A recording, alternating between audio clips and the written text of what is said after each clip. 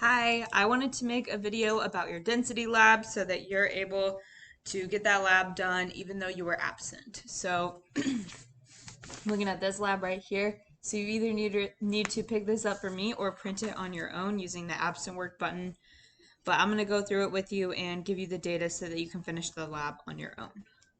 So essentially in this lab, what we're doing is we are finding the density of different aluminum solids. So I have a bag of aluminum solids right here.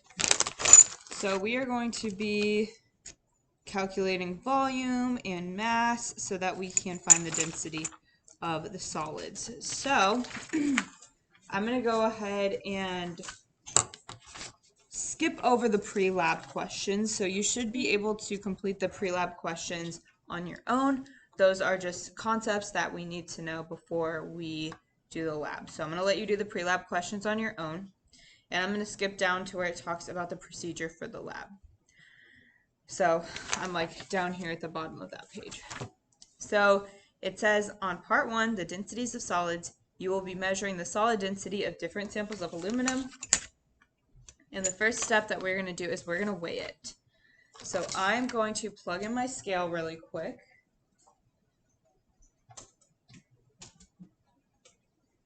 Okay. Plug that in. Turn it on. And then I'm going to choose one of my solids. It doesn't really matter which one, but I'm going to start just with this cube. And if I place that on my scale, it says it is 13.4 grams. So on your lab, I'm just going to grab a blank one. You're going to write that 13.4 grams in this table right here. 13.4 grams. So I want you to do that. I'm giving you the data I want you to put right now. So you're going to put 13.4 grams right there. Okay? And then it asks for how many sig figs 13.4 has in it. Okay, the next column says initial volume of water. Okay, hopefully you already looked at the slides, and if you did, you would see that for irregularly shaped solids like rocks or like these cylinders, we use a water displacement method to find their volume. But for cubes and rectangular solids, we measure them.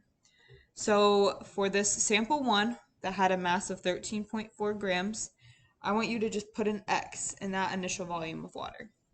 Okay? Because we're not going to use the water displacement method. You can also X out the final volume of water. In that column that says displaced volume, that's where we're actually just going to put the volume that we measure. Okay, so I'm going to measure it in centimeters, and I'm going to use 2 sig figs. And I'm going to do length times width times height. So it looks like my length is 3 centimeters. Okay. My height is 1.2 centimeters. My width is 1.3 centimeters. So 3 centimeters by 1.2 centimeters by 1.3 centimeters. We find the volume just by multiplying those 3 values. So I'm going to do 3 times 1.2 times 1.3. In my calculator, I got 4.68 cubic centimeters, but I want that in 2 sig figs, so use 4.7 for that first column.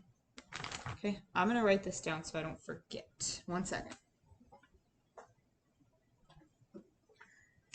Okay, so our mass is 13.4 grams, and then under the displaced volume, we are using 4.7 centimeters cubed. And then write down your sig figs for volume. Then we can go ahead and calculate density. Okay, I'm not going to tell you how to calculate density. I want you to do that on your own. And you also need to show your work down here. Okay, so for each sample, you need to show your work. So what I'm going to do now is, since I gave you the first sample, mass and volume, I'm going to go ahead and give you the other samples as well. So next I'll do this rectangular solid. So I'm going to weigh it. That one is 12.0 grams. Okay, and then we'll measure it to get our volume in cubic centimeters. Okay, for the volume, I got 7.8 times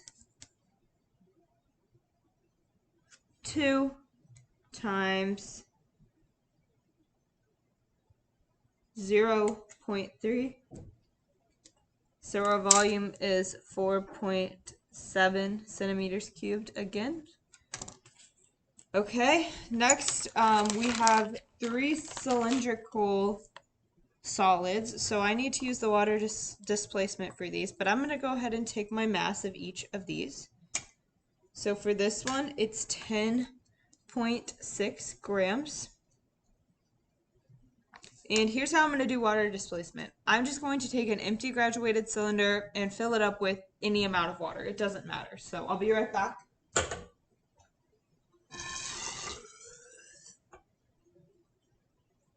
Okay, so I filled it up about that much.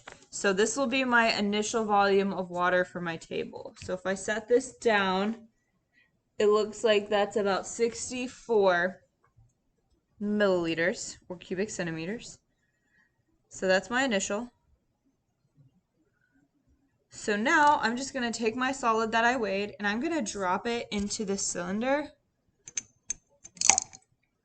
Okay, and now I'm going to see what my new volume is. So it looks like my new volume is about 67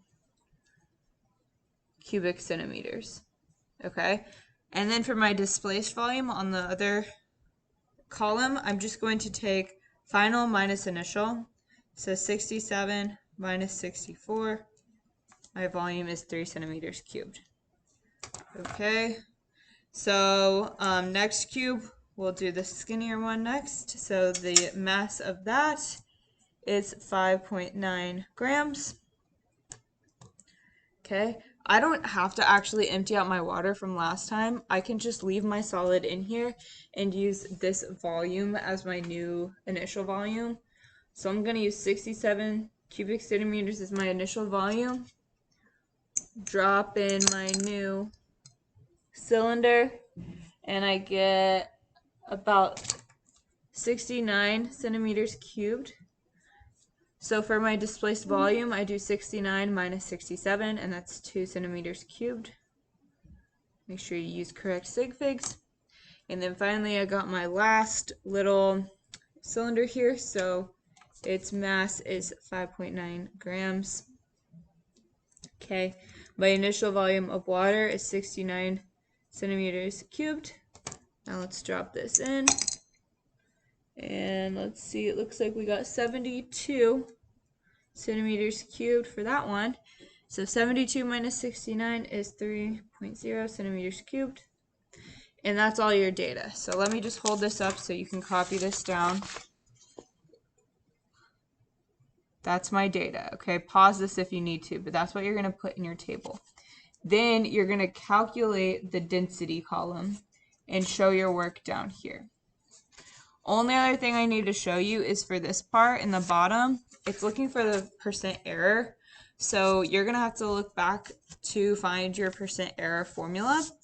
But for your calculated density, which is what you're going to use for the measured part of the formula, you're just going to take the average of the densities that you get in that column.